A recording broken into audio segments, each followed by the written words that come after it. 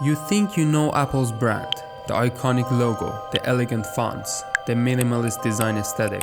But underlying all of Apple's visual brand is a secret ingredient, shaping your experience through a dimension you never actively notice. As you will see and hear, they use a very sophisticated yet simple blueprint on how to utilize the emotional resonance of sound to shape your perception of the half-beaten Apple. Branding is about recognition, but more importantly how you feel when you recognize a brand. And out of all the tools to elicit emotions, music and sounds are simply unbeatable. Arthur Schopenhauer, the German philosopher, writes, "The effect of music is so very much more powerful and penetrating than is that of other arts. For these others speak only of the shadow, but music of the essence." Apple approaches sound design differently than any other tech company. They are obsessed with the tiny details, even the little sounds that barely register. Their philosophy shares the top two layers with others, although they are better at execution. But the two foundational layers at the bottom, I don't think any other tech company has them at all. Like everyone else, Apple uses sound because they are functional.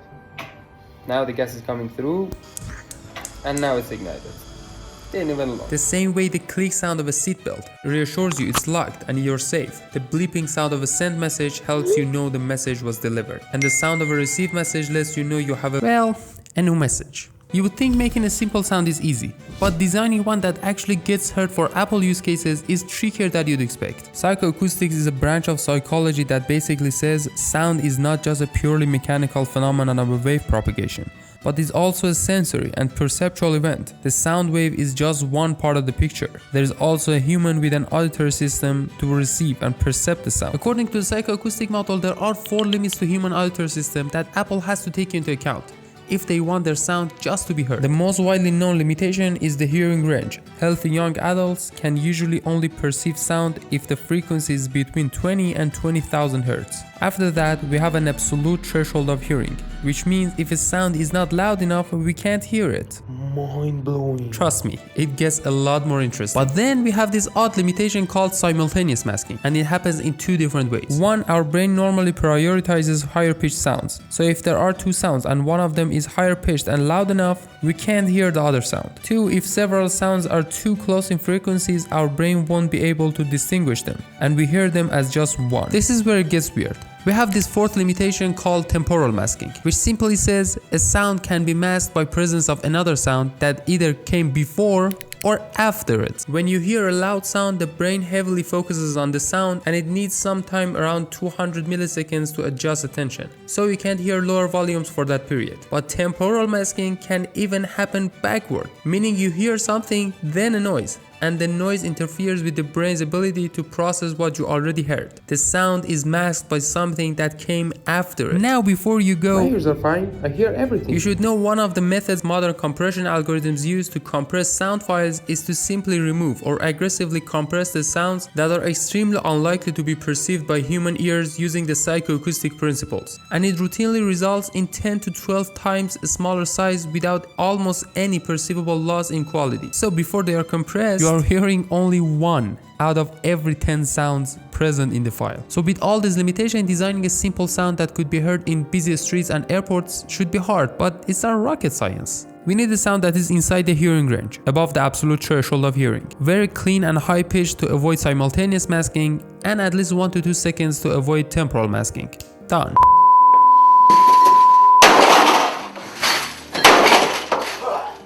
Oh, we forgot something. Notifying sounds have to cut through the noise in noisy environments, but they are not allowed to be annoying. Or as Apple likes to say, they should be repeatable and unobstructive.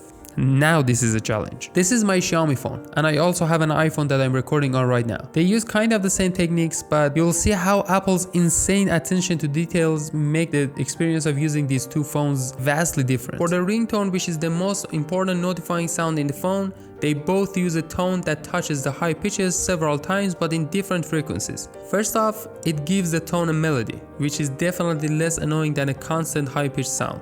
And because they hit the high pitches at different frequencies, they reduce the chances of being masked by another sound of the same frequency. So here is the Xiaomi default ringtone.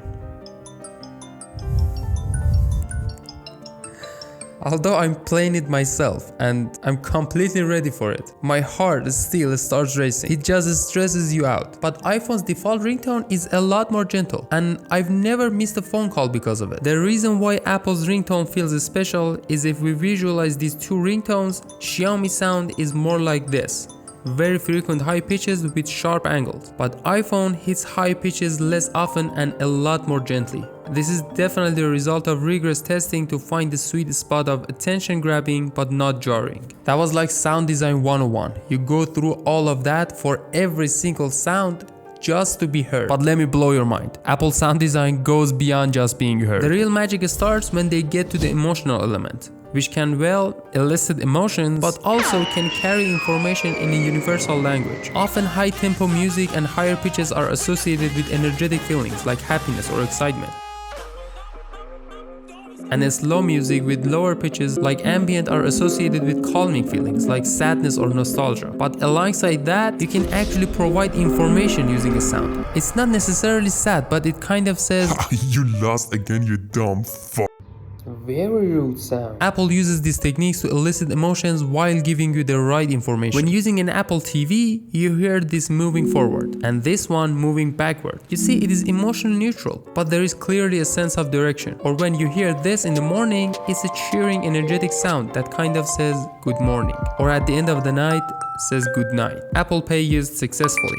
Or it failed. They meticulously design each sound to make you feel a certain way, but the emotions they are trying to evoke go beyond just happiness or calmness. They can actually trick your brain to mess with your feeling of touch using sound. Our brain doesn't process channels of information separately. Instead, it collects all the information provided by different sensors and tries its best to interpret them as one coherent experience. Apple uses this knowledge in Apple Watch and iPhone's keyboard to alter our perception of reality. For instance, when people feel a haptic tap with a very sharp sound carefully synchronized to it, they feel the tap is very sharp and precise as well. But if you change the sound with this one, they feel the exact same tap is a lot more gentle. That's why Apple always couples together sound and haptic feedback to carefully form the experience they desire. Everything from the sharp feeling of an incoming message on Apple Watch to nice gentle tapping of a button on the iPhone keyboard, or your nice little tap on the like button when you enjoy this video. Okay, that was smooth. Apple not only does this for its own apps, it encourages developers to use the Sound API to polish any experience you have on their device. Developers can build their custom sounds, so when they want to notify you instead of that basically just says, look at me. They carry information, like the weather app Dark Sky that says rain is imminent. Just like Apple's guidelines for notifications, very clean and distinguishable. It's not a direct recording of raindrops, but it has this liquid quality to it that helps you connect the sound to the message. Apple's attention to detail in its use of sound for both its own apps and third-party developers is impressive. But what makes Apple's sound design truly shine and set it apart from every other company is its ability to create unique sound identities for each of its devices and apps, giving them a distinct personality. The Apple Watch has this unique sound that is slightly different from an iPhone. Apple sound designers use the combination of stainless steel, aluminum and gold, materials that are used in the production of the Apple Watch, to create the sounds. So when you hear it, it genuinely feels like the Apple Watch is creating the sound itself. Maybe the best example of this is in iPhone. Did you know the sound of the keyboard actually comes from an old typewriter? But all those rattles and cranks, you can't let a modern super fast computer sound like that. So they only kept the part that the letter hits the paper, and they added a little variation, like when you use a computer keyboard. Then add some haptic and you end up with this satisfying keyboard that it just feels unique to iPhone. For a bonus, if you type fast, iPhone slowly lowers the volume just as a nice touch. All the sounds on all the other devices and apps go through the same process. They should fit the theme of the app and the technology and design of the device to give them the unique identity. They even have guidelines for developers, like the Dark Sky sound that is actually very unique and it represents a friendly weather app. And now for the grand finale, Apple's master plan. This is where all the pieces come together. From the ringtone to the keyboard clicks and the startup sound. Every detail of Apple's soundscape is carefully orchestrated to convey this message. This is a powerful, modern, high-quality, minimalistic, and futuristic brand. There is no denying that Apple devices are incredible, beautifully designed and powerful. But as we saw before, if the sound doesn't complement everything else, it will genuinely feel like the design and the material is worse, and the device is less powerful. Great sound design highlights all the powerful aspects and masks all the weaknesses. Like you can't attach a typewriter to the phone, but you can make the illusion of it. The Apple Auditor brand is more than just a device. Any music you hear during a commercial, the welcoming music at Apple Store that tells you to come in and explore, they all come together to make the iconic logo with the elegant fonts and the minimalist design aesthetic feel the way it does.